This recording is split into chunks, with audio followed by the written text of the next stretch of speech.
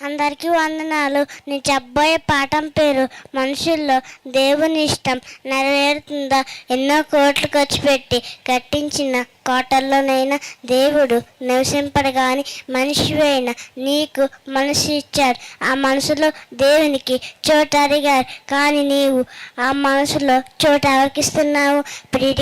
ప్రియురాలిక నీలో ఆప్తం ఉన్నంత వరకు మాత్రమే వాళ్ళకు నీ అవసరం ఉంటుంది. నీలో ఆప్తం వెళ్ళిపోతే నువ్వు ఎవరికి అవసరం లేదు.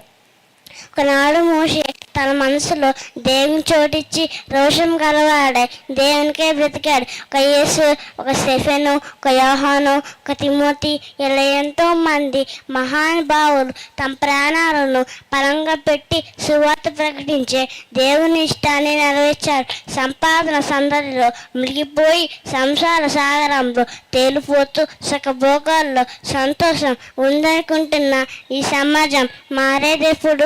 దేవుని మాటలు లేక ఉన్న అర్థం కాక నీటి సమాజం కన్నతనాన్ని మర్చి కాటికి వెళ్ళిపోతున్నారు. ఏ ఒక్కరూ మనల్ని నరకానికి వెళ్లకుండా కాపాడగలిగే శక్తి కలిగి లేరు కానీ ఏ ఒక్క మనిషి మనల్ని నరకానికి వెళ్లకుండా కాపాడగలిగే శక్తి వాక్యానికి మాత్రమే ఉంది. ఆ వాక్యాన్ని మనం అందరం ప్రకటించాలి.